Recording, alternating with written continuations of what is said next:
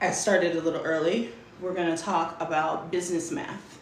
If it don't make dollars, it don't make sense. We're going to talk about basically how to make money, because it really boils down to a mathematical formula, right? It boils down to a mathematical formula, and a lot of people like to pussyfoot around and do everything but make money. They feel some kind of way about making money. So what I'm going to start with is the 6 part of the 369. I did the 3 this morning, and I'm quickly going to do the 6 while we get in here and while you share and invite others, because this is going to be good. I got the whiteboard, I got the dry erase markers, and we are going to talk about how to make money online, because I think we just get a little lost sometimes. Get a little lost, okay?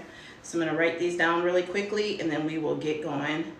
And I will also get the other platforms pulled in. If you do not have the 369 journal, I highly, highly recommend it, because you have to work on your self-concept in writing these affirmations, writing these desires and goals 3, 6, and then 9 times, 3 times a day. That's like 18 times, I think. Yeah, it's like 18 times over the course of the day, and it is very effective from what I have experienced. So we want to get 2025 kicked off in the right way. And I'm finding that coming on here and doing either the 3 or the 6, sometimes the 9 on live stream, has really helped me develop the habit, and very quickly. So just another way that showing up helps you to make money online. You gotta show up. You gotta show up, okay? You gotta show up. If you're not showing up, you're not going to make money. I've talked about this before, like the whole faceless account thing. Some people can pull it off, most can't. They go about the strategy incorrectly. So I've written 4 times. I'm on my 5th time out of 6. So go ahead, get in here. If you are not following, you know where to click to follow. And this is number 6.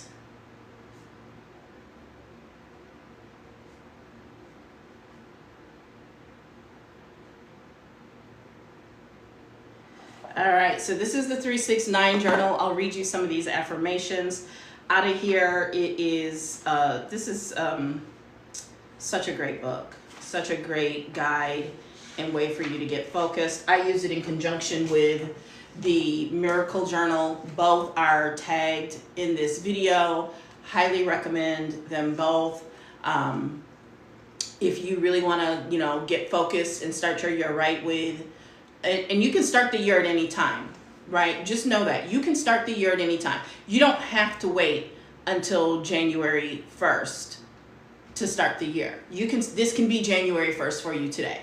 You can make any day the day that you start, right? In fact, I always actually get started on my year before the first of the year. Like the 4th quarter is generally like the beginning of my year, okay?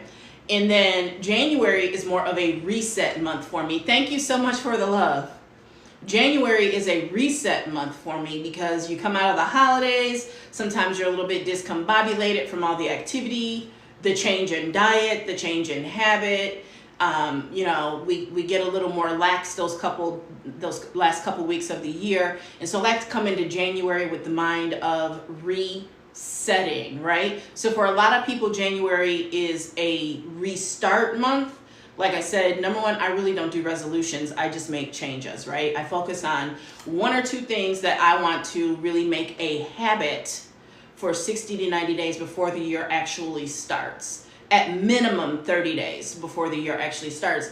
And then I'm just resetting and refocusing on that same thing come January. And so that's why when I found that the Miracle Journal was on sale, I had to grab one. I had to grab it because it's got some powerful affirmations in here, and it flows right in line with what I like to do in terms of journaling and manifesting my goals. Like it goes over 8 different manifesting methods in here. It is just an awesome guide. So there are affirmations in here. These affirmations are really cool. So let's read a couple of those because some of my favorites are in here. My mind is worth millions. Every penny I spend is returned to me tenfold. I get paid to exist. And we're going to talk about the math of that today because y'all need some math, right? Because we've been listening to these people who have really low self-concept, so they are afraid to charge their worth, but yet they think that they I'm not going to say what I want to say, but they think that that actually there's a lot of desperation. We'll just put it that way. When you have that low self-concept and the ability to fawn, you know what I mean? That whole fawning concept, that whole people-pleasing concept, which is really a self-concept issue. It's a self-esteem issue that results in underpricing. And if you are underpricing and you are coaching people, you are very dangerous to the entire ecosystem. I'm just going to say it.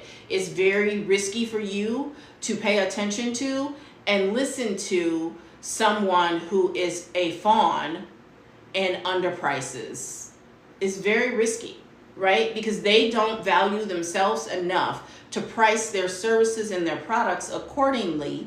They're very fearful of actually charging because they have self-concept issues, and that you are the sum of the 5 people you spend the most time with. So if this is your so-called coach and your so-called mentor, Houston, we have a problem.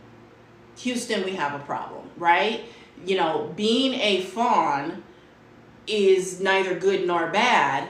However, when you don't heal from that, when you don't do the necessary work, when you don't really figure out why and where that stems from, and then correct it through things like the manifestation journal, through things like the shadow work journal, you are now impacting other people, right? So what I'm saying is some of y'all are struggling and you're not making money because your coach is a fawn. I said it. Your coach is a fawn.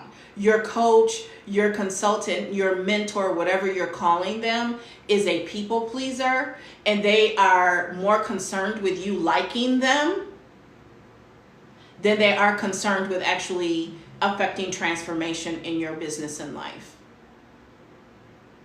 You have to understand that, right? You can be friendly, you can care about your clients and still hold them accountable. Right, and still hold them accountable, right? I was in a business once and I was part of the training team, and the chief of the trainers did everything for all of her people. And it's like, Tamira is not doing that. I didn't raise my children like that, right? I heard somebody on Facebook recently say that they didn't think they would know how to live with their mother, without their mother, because their mother had passed. But what they realized was their mother had been teaching them their entire life how to live without her. And as a mom, I can relate to that. Because when my oldest got to the dorms, freshman year in college, she was amazed at what those other girls in the suite did and didn't do for themselves and didn't know how to do or even care to do. And I used to tell my children all that all the time. I want you to be able to not only survive but thrive, whether mama is here or not. And if a coach is stuck in self-concept and lack thereof, that's very risky for you because it is contagious, right? If they are not holding themselves accountable and pricing themselves accordingly in order to please you, in order to not challenge themselves, because here's the deal, here's what nobody else will tell you. Building a business, any business, but especially online, is not something that is easy and comfortable to do. And the coach that is trying to make it easy and comfortable for you to do is failing you. I'm going to just keep it real. I always tell my clients, I cannot and I will not, I shall not do it for you. I will not make the decision for you. I will not make the call for you. I will not tell you what to do. I will help you discover the way to believe in yourself and trust in yourself, to know that you cannot and will not fail. But to do the work for you is not my role. And that is why, like my luminary path, no, I don't have any guarantee on that, because I can't guarantee that you're going to do the work, because it's your business. You can't pay me enough to build my business and yours. There is no amount of money you could pay me to do that. Right? Well, there is. There's always a price. Everybody got a price. However, what it would cost most people that are my ideal client could not afford to pay me to fully run their business and run mine. Because there's the opportunity cost. Something's got to give. Right? Something's got to give. Okay, so think about that. So more of these affirmations. I don't work for money. Money works for me. I'm always at the right place at the right time. My energy is expensive and exclusive. My presence is a privilege. Everything I desire desires me more. I don't chase, I attract. It is a privilege to be in my presence. And that is why you have to price accordingly. You have to price accordingly. And when you are not consistently and regularly raising your price, raising the bar, what it takes for someone to get your time and attention, there's something wrong. And the first place to look is at your self-concept, okay? And that is why the Miracle Journal is incredible, right? It has you do things like write a love letter, right? From your future self to your current self. Write scripts, vision boards, gratitude walk. There's so many methods in here for you to try and figure out which ones work for you. I read this book years ago when I was still working in corporate America, and it was What Got You Here Won't Get You There, right? It's going to require a new version of you, and that is why I like these journals. They help you become the version of you that has the things that you want, because we often think that we have to first have, when we think it's have, and then we'll be able to do, and then we will be able to be the person, right? So if you look at certain celebrities, you may think, oh, I have to have this coach, I have to have this tool in order to be able to do what she did in order to get to where she is. And you have to be the person that has the things that you want to have. And how you get there is through using tools like this. So the 369, it also has some really powerful affirmations in there, including this bookmark. So that is pinned. That is pinned in the orange card of the live stream on the Clock app. Okay. So let's talk business math, and let's see if I can set these down without knocking anything over. So let's talk business math. Okay. And I might have to mirror. I should have did that beforehand. Let's see. Yeah, we got a mirror.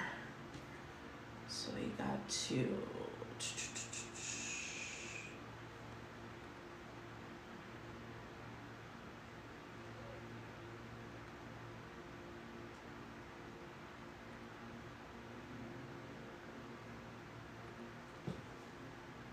Okay, so we got it fixed there. Let's see here. All right. So we are in good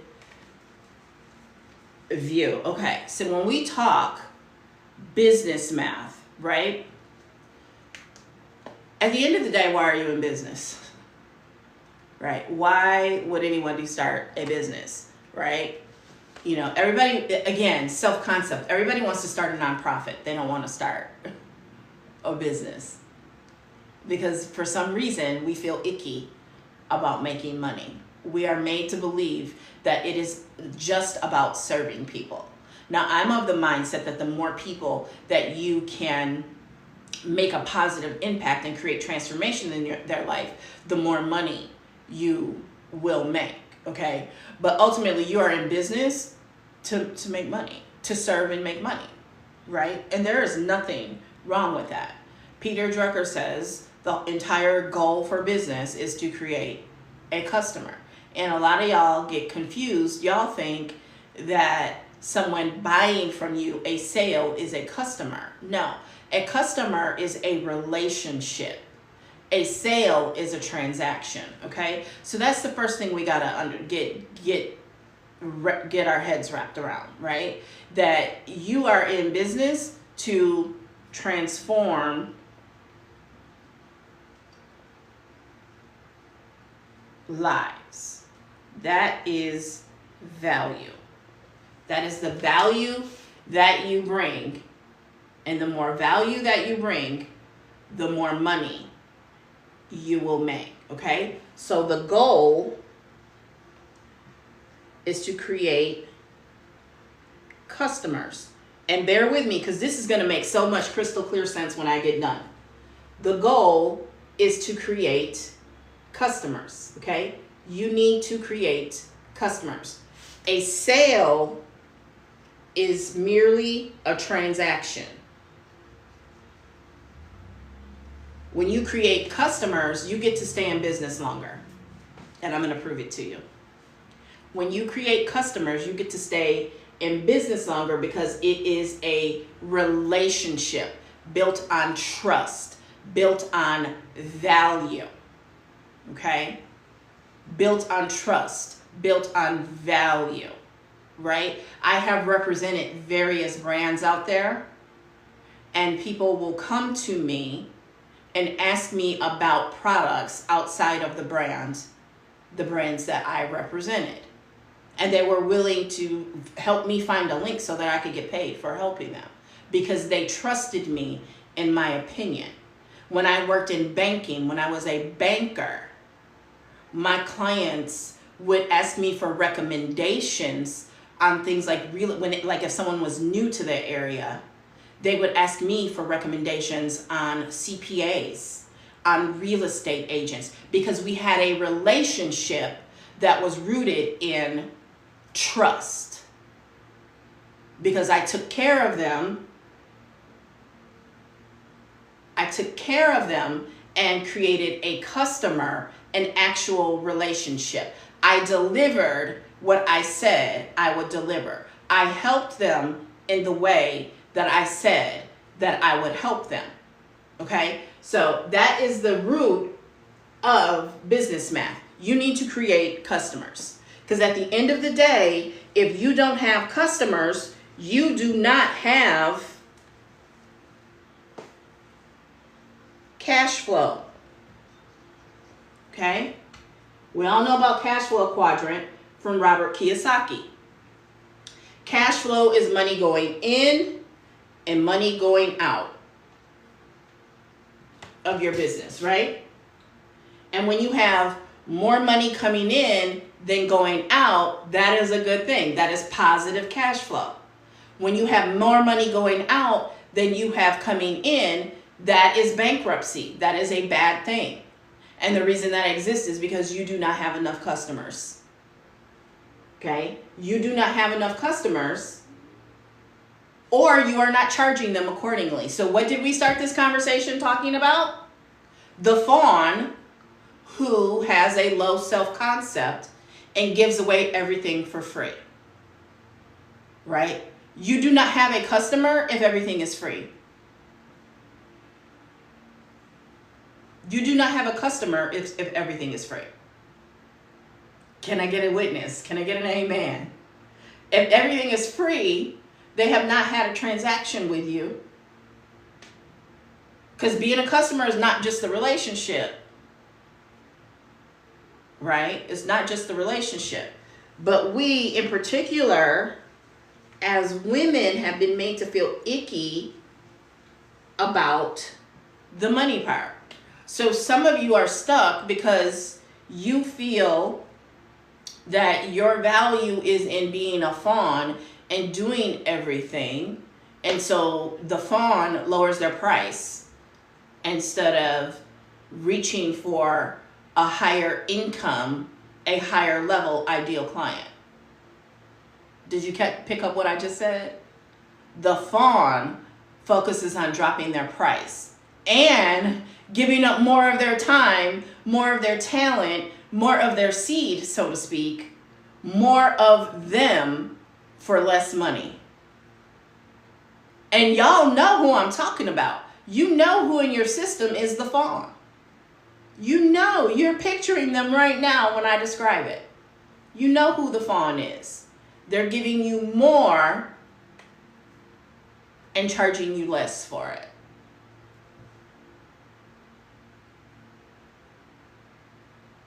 Okay, so let's quickly get into some of this math, okay? So, sales is what creates cash flow in your business. So, like we talked about yesterday, all this talk about, I don't want to sell, I'm not a salesperson. You don't want to be in business. You don't want to be in business. Because until you have enough cash flow to pay someone either commission or a salary or some combination of the two, guess who is and needs to be the best salesperson in your organization? You. And I would argue even after they're gone, the best person in your sales or in your organization should still be you. Because we don't own people in 2025. They have free will. They have dominion over themselves, and they can choose to go elsewhere, okay? They can choose to take their time, their talent, and their totality, and their treasure elsewhere, and seek treasure elsewhere. So sales is where cash flow comes from, right? And many of you want angel investors. You want people who are going to inject cash into your business. It's very difficult to get people to do that when you're not creating cash flow, when you're not generating sales. You don't believe me? Watch an episode of Shark Tank. Watch an episode of Shark Tank if you don't believe me. So sales is going to be your cash flow, okay? So let's talk about sales goals, okay? So you need to know how many units you need to sell, you need to move in order to hit your sales goal. So you need to have your sales goal. You need to know your average sales amount, and that is going to help you figure out how many units you need to move, right? So if your target income is $300 and your average per unit is 20, you take 300 divided by 20 and you need to move 15 units, okay? You need to move 15 units. Why is this important? It's important because y'all get lost on social media. Y'all get lost listening to these gurus, these fawn coaches who are telling you not to focus on sales and focus on all this other stuff. Baby, you can focus on all that other stuff, but if you are not focused on making sales and generating cash flow and revenue in your business, because cash flow and revenue are pretty close to each other. They're related. They're directly correlated. You're not going to make any money. And if you're not going to make any money, you ain't going to make no sales goals, and you're not going to be in business for a long time. So you need to have sales goals. You need to know how much you need to move in a year, in a quarter, on a monthly basis, on a weekly basis, on a daily basis, down to an hourly basis. And yes, that applies to coaches and service providers as well. You need to know how many units you need to move. So if you're a tax provider and your season is from January to April, you first of all know not to schedule your vacation during tax season. You probably want to do one before and one after, okay? And you probably know that your peak time is going to be it's going to start building up mid-January, but by February and March, that's going to be your peak, and it's going to taper off in April. And it's going to be different if your ideal client is businesses versus regular schmegular everyday people, right? The cycle I just gave you is more so for regular schmegular everyday people.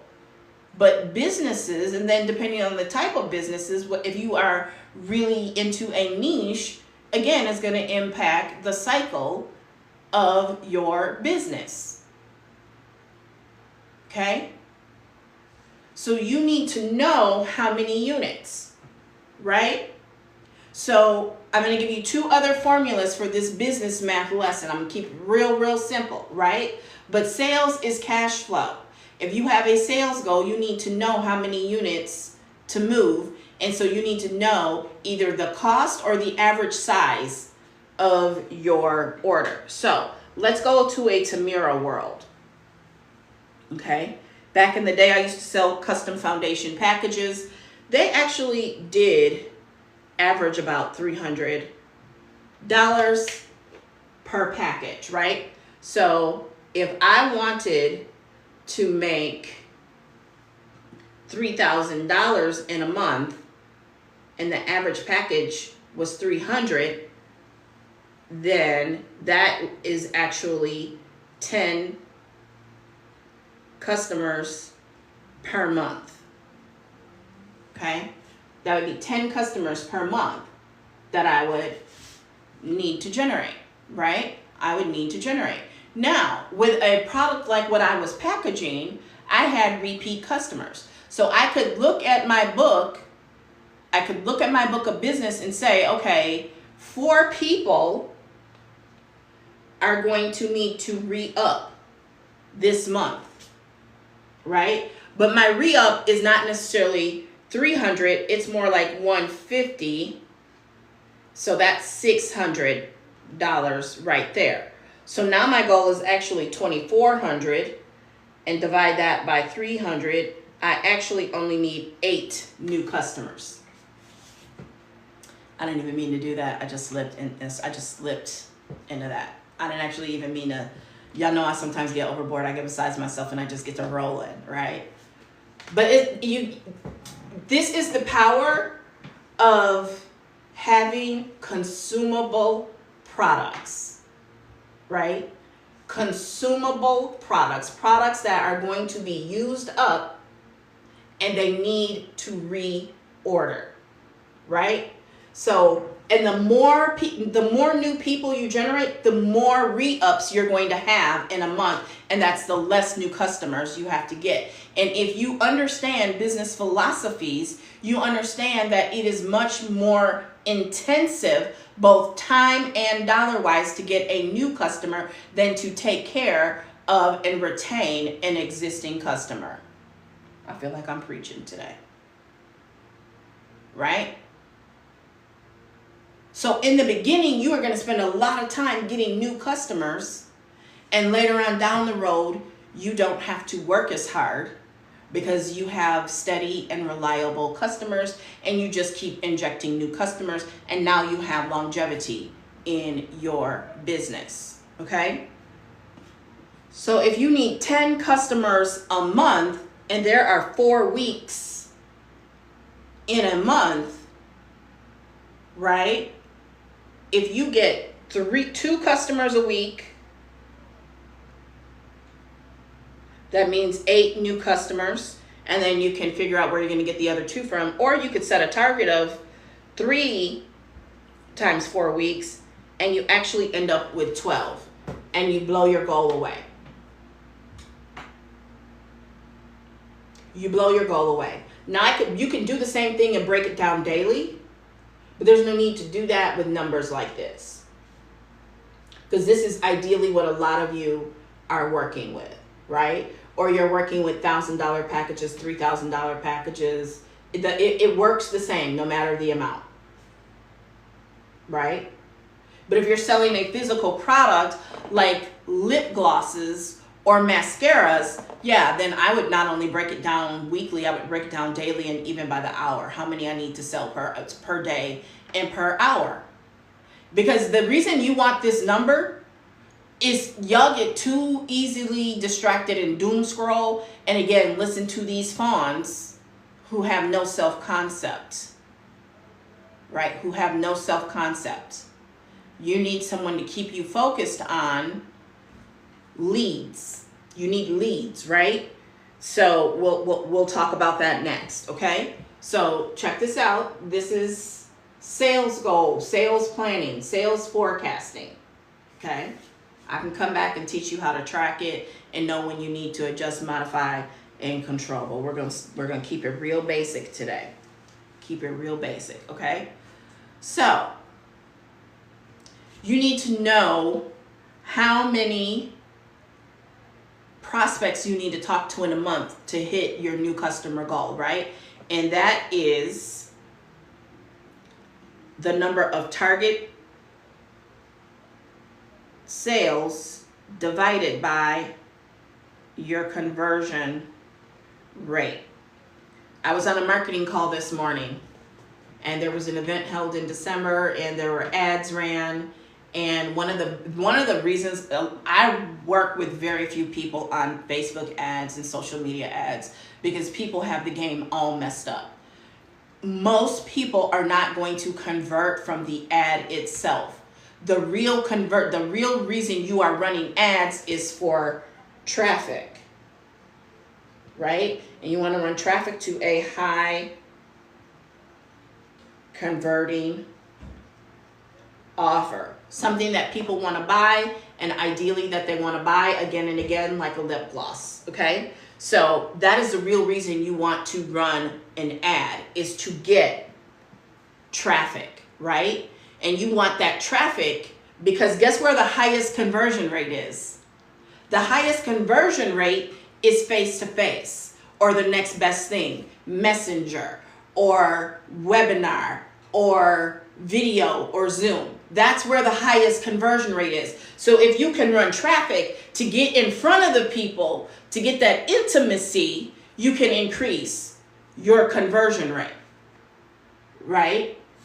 This is important because if the clock app is banned, traffic is going to be tight. Traffic is going to be tight. You're either going to have the money and the cost of ads is only going to go up, which is why homeboy, volleyed and lobbied for this to happen so he can make more money. Traffic is going to get tight. You're going to have to learn how to talk to people. You're going to have to learn how to network. You're going to have to learn how to people. And I'm an introvert. I'm a huge introvert. You look up introvert, and there I am, just at home, chilling by myself, drinking my mushroom coffee, just enjoying the solitude and silence of being by myself. But baby, when it is time to build, when it is time to fill that funnel, your girl knows what to do and how to do it. That's why a lot of y'all are always shocked when you find out how much of an introvert I am, because you see me go on live and I just go and go and go and go and do it and do it and do it and do it. And I've got this larger than life personality on camera. Now those are your words, not mine. Right? So you need traffic in order for this to happen. And getting that traffic is going to come from three sources. It's going to be paid, which is ads. It's going to be earned, which is social, or owned, which is your blog. I believe in having all three. Doesn't mean they're all exactly 1/3, but I believe in having all three. Okay, so paid. If you don't have the budget to do that, then you've got to do guerrilla marketing. You've got to get out and make it a contact sport and contact and reach and touch as many people as possible. Content is a great way to do that. However, you cannot rest on it. You don't have enough control over it. You need to reach out to people in addition to content. And that's the part a lot of y'all are missing. Okay. And I get it, because there are times when I don't want to do it either, because I'm an introvert and I just want it to come to me. Right. But it is earned. Okay. Now we got to talk about this, because the clock app has really, really impacted a lot of people's ability to get paid to exist and monetize themselves. Because when you play by the rules, you got the traffic, right? The algorithm is actually a lot more in the people's hands on the clock app. Did you know that when we talk about artificial intelligence and everybody being afraid of artificial intelligence just running off on its own and doing its own thing, I have a theory. I have a conspiracy. Want to hear it? I have a theory. I have a conspiracy. Want to hear it? My theory and conspiracy is this, and I actually have some things to back it up. The Instagram algorithm is rogue. They don't even know how to control it, how to contain it, how to reset it. It is just doing its very own thing. Don't believe me? Every time Mosseri gets on that app and tells y'all what to do, I'm not going to say the man is lying. I'm just going to tell you a lot of times what he's talking about doesn't work. And I'm not just talking about how the social media platforms tend to work and operate in silos, right? Because when you work with them in their creator programs and even work with like your ad specialist and that, you can tell that they're not all talking to each other, because they're sometimes contradicting each other, right? So you can tell, like group A comes out with an initiative that involves group B, but group B is on something else and they have no idea what group A told you to do. And so you're doing what group A told you and not getting results is because group B wasn't brought in on it, because they have a lot more control over these algorithms than they care to admit. Now you can be the algorithm and you can beat it, but we ain't talking about that today. Go to you know where and you can check it out. Right? It's my first name, last name .com. Right? So please pay attention to what I'm telling you here. The idea that you're just going to get up every day and you're going to seek going viral, you're going to fail in 2025, baby, if you do that. You've got to learn your business math. You've got to get rudimentary. Reading, writing, and arithmetic is how you're going to see your way through 2025. Right? If you want to succeed in business, and especially online, and online, you should be building online to support your offline business. You're going to have to be really good at reading, writing, and arithmetic. Because remember, what got you here won't get you there. What got you here won't keep you in business 3 to 5 years from now. Things are always changing. We have to adapt. We have to adapt. Okay? So you need traffic and a high converting offer. It's going to be paid, earned, and owned. You need all three. Owned is my blog. Tamira Hamilton. Right? So if you want to know, you want to calculate how many new people you need to be reaching out to on a daily basis, you need to know the number of sales units that you are targeting and your conversion rate. So let's go back to the marketing meeting I had this morning, where there were actually 56 leads collected and 10 joined, right? 56 and 10 joined. So let's do 56 divided by 10. That is a 5.6% conversion rate. Okay? That is a 5.6% conversion rate. Okay? So we know our conversion rate is 5.6.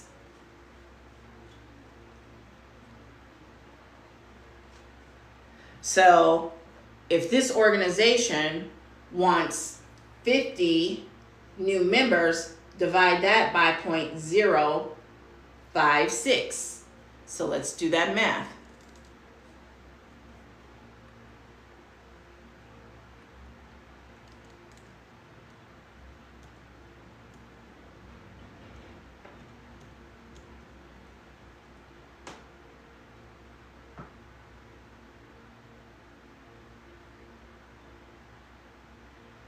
That means that business needs to get in front of or have reach of 893.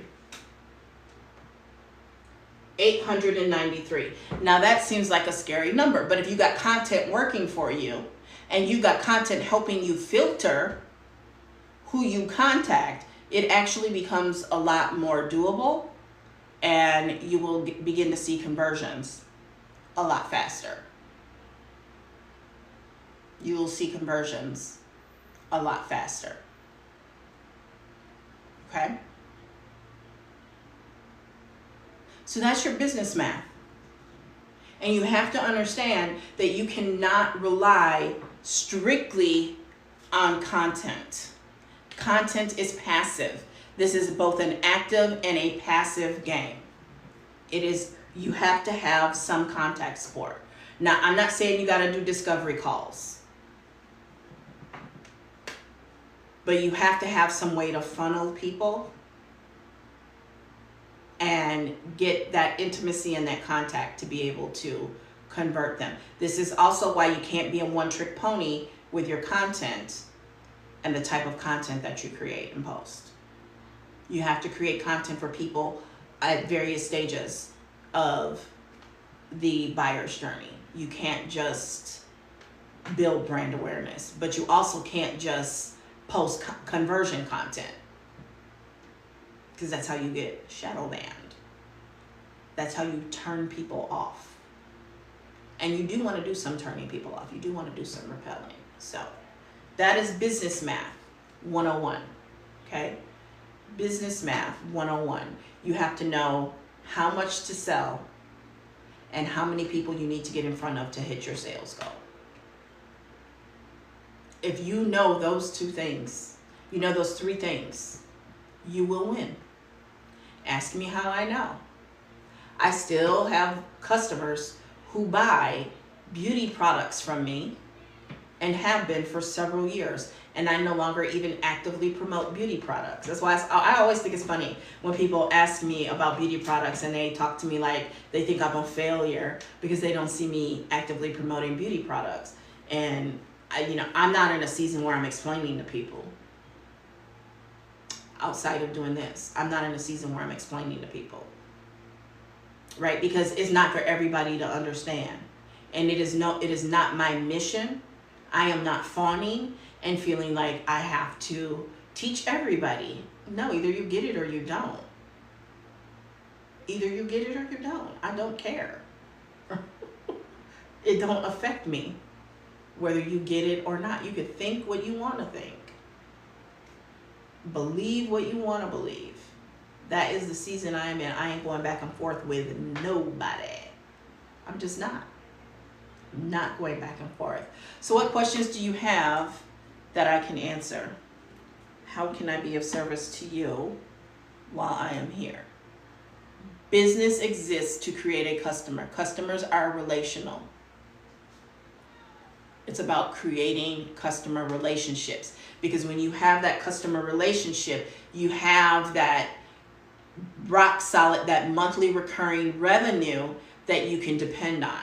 If your business is built upon you have to go out and get all new customers every month, that's why y'all get exhausted, tired, frustrated, overwhelmed, and quit. You have to find a way to get repeated, regular income every single month, like clockwork. Every single month like clockwork, right? Every single month like clockwork. Having to, and the other thing is, the other mistake y'all make is y'all get 10 customers and you're done. It's not enough because of retention. You need 100, at least 100, but probably I would say 200, 250. Right? Because we've talked about that. The 1,000 true fans, where you just need 100 people, 1,000 people willing to give you $100 a year to buy $100, and you'll hit 6 figures, right? But the next year, you either got to get all brand new customers, or you got to figure out how to get them to buy it from you again, right? So that could be a renewal. You know, it could be something as simple as a renewal, right? But there is nothing wrong with being in business for profit. There is nothing wrong with charging your worth. If you are increasing your price and increasing the value, I don't see what the problem is. I do not understand what the problem is with increasing your price if you've increased the value. If the value of what you provide was underpriced, just bring up the, oh, hey, listen. Listen, Linda, listen. I know people who it is $50,000 for a VIP day with them. It started out at 800 years ago.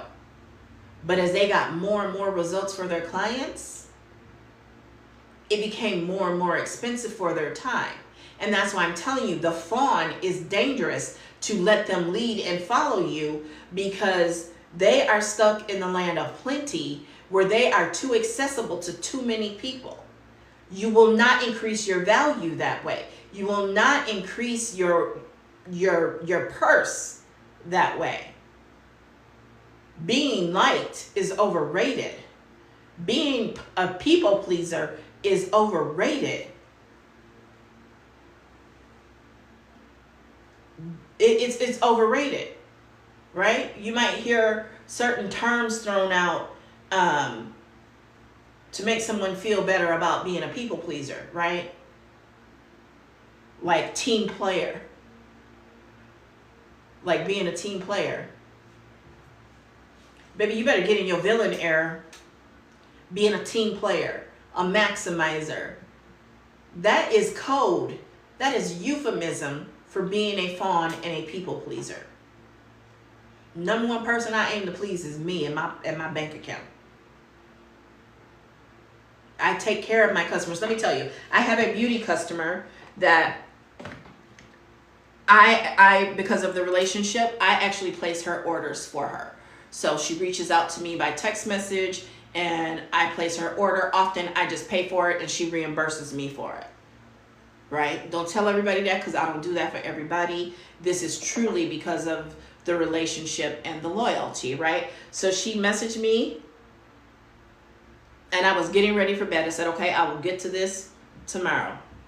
I started my day and I kind of forgot about it. And then all of a sudden, I looked down at my planner and it was right there. So I was like, okay, I'm going to quickly do that order. And instead of looking at the text, I went off of my head. The text said facial oil and moisturizer, right? But for some reason in my head, because she said moisturizer, I thought she wanted cleanser and moisturizer. So I paid for, I told her the price for cleanser and moisturizer, paid for it and shipped it to her, and she paid me for cleanser and moisturizer. It gets there and she says, you know, I needed facial oil, not cleanser. But because of the relationship, she wasn't mad. Because of the relationship, she didn't get nasty with me. Because of the relationship, she didn't go all over social media and saying how I was a loser and all that. Right? I would read you the text, but I can't. Oh wait, maybe I can from mine. Right? Because I apologized. And I offered to even pay to get it expedited because she is doing some traveling. Right? So I was like, tell me where you want it expedited to. I will get it there to you, because she's doing some traveling. And she said, just send it home. It probably won't be here before my first trip to blank. Hopefully it'll get here before my second trip to point B. I said, done. And again, my apologies. She said, thank you, love. No problem. It's not that I can't use the cleanser anyways, right? That's relationship. Relationship is going to manifest by way of low return rate, low complaint rate. Transactions, high transactions without relationship, more business math. Transactions without relationship, high volumes of transactions without relationship is a customer service nightmare. It's a reputation nightmare. right? And no, when you get to really volume, not everybody can have an intimate relationship with you like this. However, there are ways to make them fall in love with the brand that they feel that way. I'll give you an example. I had one of the first wearables back in like the 2010s, 2012s. Remember Nike Fuel Band? That little band you would put on and it would count your steps. It was like the precursor to Fitbit and the Apple Watch, the iWatch, right? In fact, Apple wound up buying the Fit Band from Nike, and they just did away with it. They bought and got rid of the competition, and then the Apple Watch came out, right? So I went through 3 of those. But you couldn't pay me to say anything bad about Nike because I'm a Nike stan.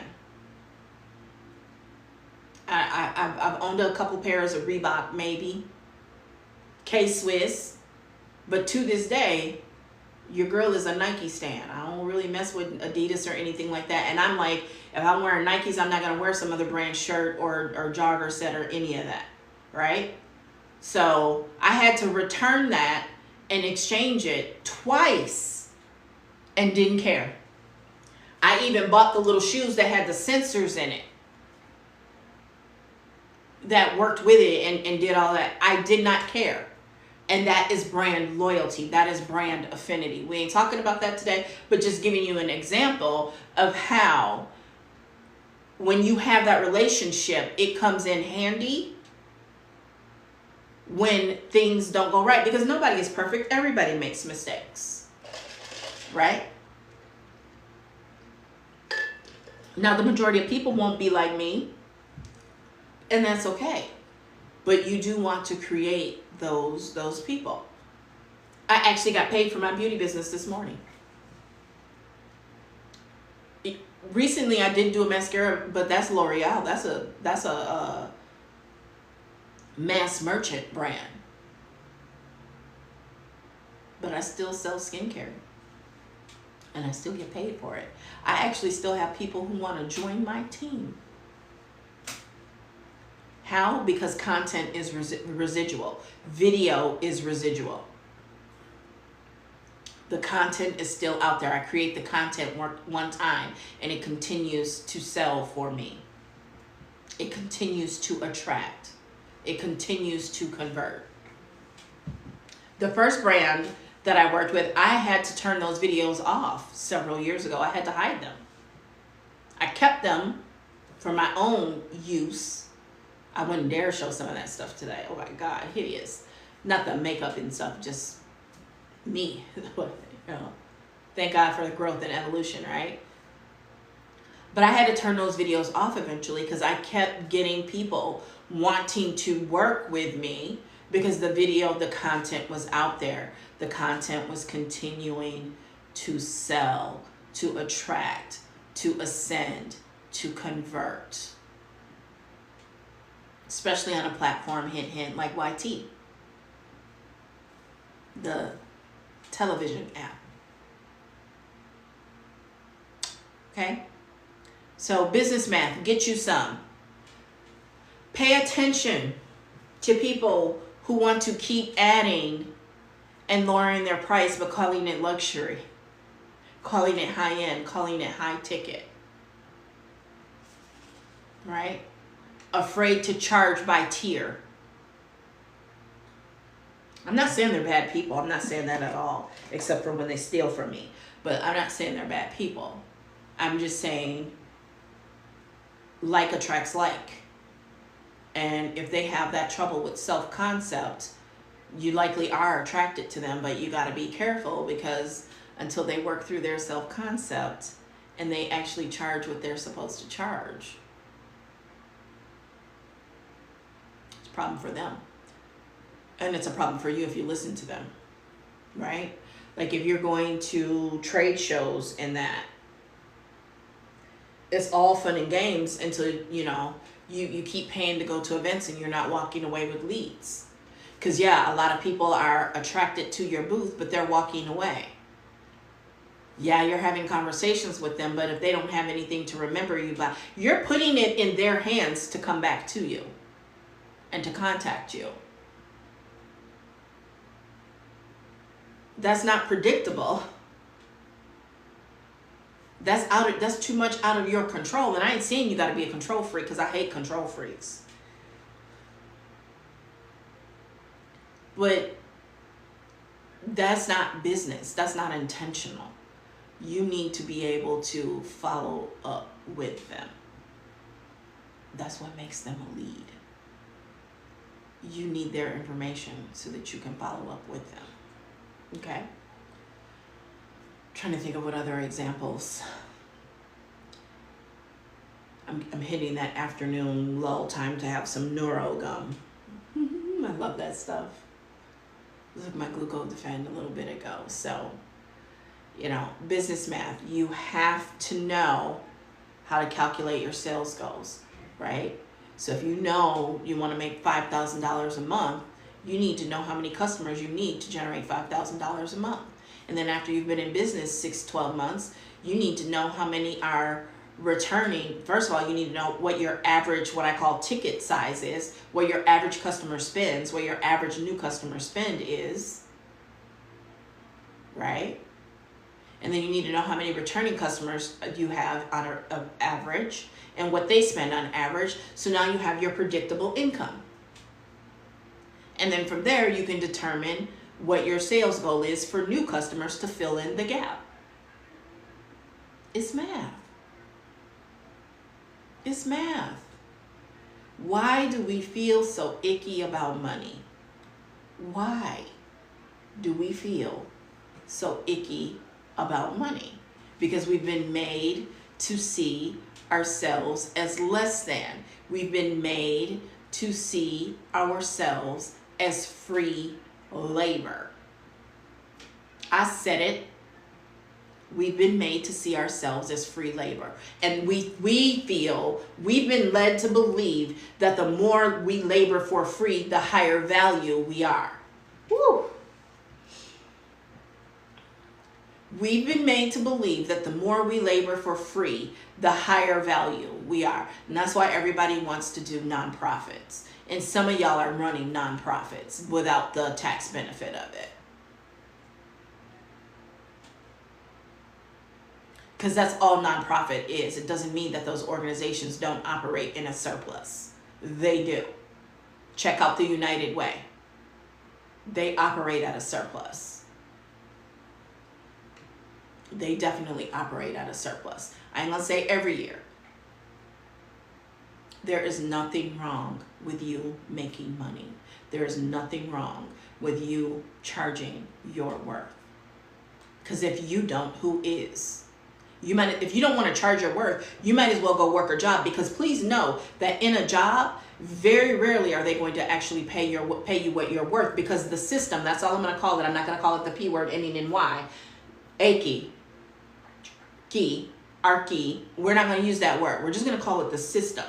The system is predicated upon not paying you your worth, because if you know your worth, you either are not going to show up or you're not going to give it your all. That is why they very rarely will pay you 100% of your income when you are disabled and for the entire time that you are disabled. Because they don't want to give you an incentive to stay out on their dime and not return to work. So if you ever think you're going to get paid your full worth working for someone else, I'm here to tell you it's not going to happen. By design, it is not going to happen. I'm preaching again.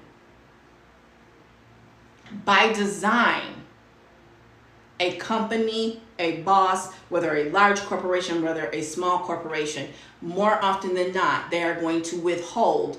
Remember, HR's goal is to get you for as least as possible. And your goal is to get as much as you can coming in the door, because it impacts your pay long term. You never catch up if you get lowballed in the beginning. You never catch up, right? The best way to catch up is to high ticket coaching and courses. That is the best way. But a job is never going to pay you what you're worth. The goal is to make you feel not worthy. I'm preaching again. But the goal is to make you feel not worthy. The goal is to make you like you should be grateful for that little 3 to 5% increase that doesn't even keep up with inflation. You ain't gotta believe me. You can Google it. You can look to your left and your right and see it. Okay? That's what the goal is. The goal is never to pay you your worth. Fair wage does not equal worth, and most people are not even paid a fair wage. Keep that in mind, okay? I'm starting to heat up again, so I'm gonna get out from in front of this light, and I might come back on and stream again later, but thank you for watching. If you're not following, make sure you follow. Everything is where it is. You can go check out. I got all kinds of free resources and free content. I'm on YT, I'm on IG, I'm on PIN, I'm on FB, I'm on X, I'm where the sky is blue. I'm in all the places. You can search for me by first and last name and you will find me. And worst case scenario, you can Google me, baby, and you will find me. Okay? I'm gonna go now. I hope you enjoyed this business math, and I will talk to you later. Bye-bye.